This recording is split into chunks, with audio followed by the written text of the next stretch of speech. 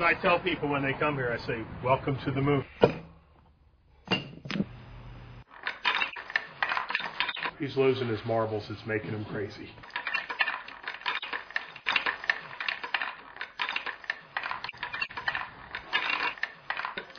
My fault.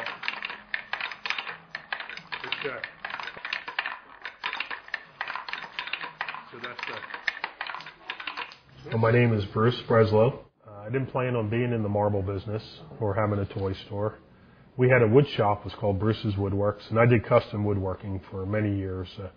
But I always had all the scraps sitting in the shop. I didn't want to throw out all the hardwood scraps, oak and walnut and beautiful hardwood scraps. And so one day I thought, I'm going to make some game boards out of the scraps. Needed marbles for the game boards.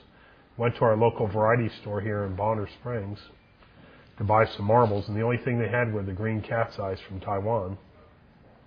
And I wanted lots of colors like I had as a kid. I wanted bumblebees, and Cub Scouts, and Furies, and Clearys. And found a company down in West Virginia that still made marbles, and called them up, and they said, Bruce, we'll send you marbles, but you got to buy at least 12 cases. I said, no problem, just send me a case of every color you have and every size. And a few weeks later, the semi-truck backed up to our back dock door, and I bought 85,000 marbles and been in the marble business since that day. No, that's definitely it. I mean, that was the reason, because of my arthritis, that I stopped woodworking. Is it just couldn't, look at 100 sheets of plywood every day anymore to tear up and cut down into things. So I was looking for something lighter to do. That's when I started the game boards. I wanted to make marbles, and I kept talking about it and thinking about it. And my wife bought me a torch, but it's just a regular MAP gas torch. I rigged it up with a muffler clamp and an L bracket, hooked it to my workbench. I read everything I could about marble making. I called other marble makers. I asked them questions. Got a little something from out of everybody. Nobody would cut loose with the whole process, but I heard things like, Bruce, my wife and I, we went to college for glassworking. We have doctorates in it. Why don't you go to school? Or our family's been doing this for 5 generations. I can't really tell you the secrets.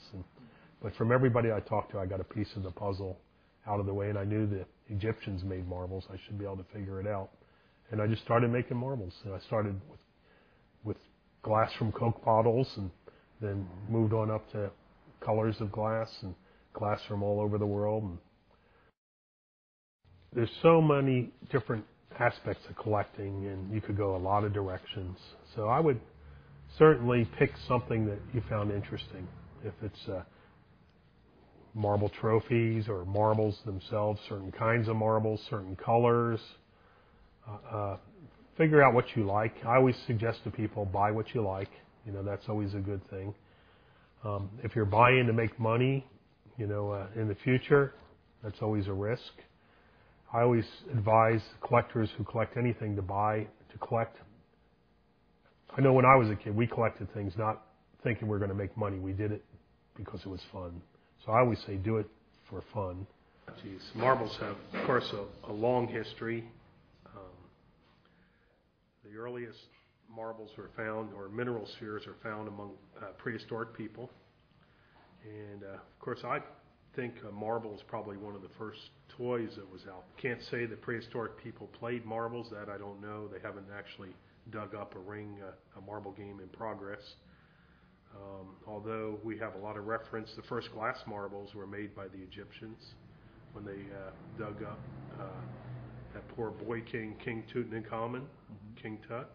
He had glass marbles among his belongings, and they're pretty nice. And also they did really sophisticated marinis, drawings in glass. And that was a striker.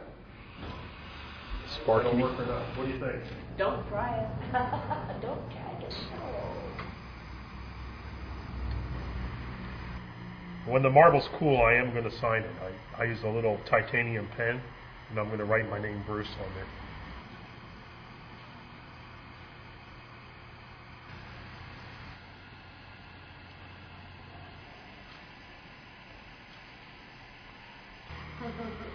But I melt it in and then hide it, turn off my fuel, See, it's still red. If I throw it in the kiln now, the stuff will stick to it. There, it's cooling down. Say goodbye to the marble until tomorrow. I think the big picture for us is not just the marbles, but it's a connection to the past. And I have a thought that if we can connect to our past a little bit, I think growing up as a kid, I feel badly for my kids because, yes, they did get to play baseball, they did do soccer, they did scouts, but there was always an adult with them. And when I grew up, we never had an adult with us. We played on our own. We were outside. We had no supervision. We had fights. We learned how to get along. We learned how to communicate. We learned how to negotiate. A lot of skills happen during play, and a lot of us are missing play now. Kids don't get to go outside and just have a pickup game of baseball and build confidence. And yeah, I'm gonna really knock this ball out of here. Now no, step away from the plate. No, follow through. Somebody's telling you what to do. So you don't build confidence when somebody's pointing out all your errors. You need to learn it on your own. So I think the bigger picture is connecting to the past, and the kids that learn how to do Nintendo, text messaging, play marbles are going to be well ahead. It's a skill that's forgotten.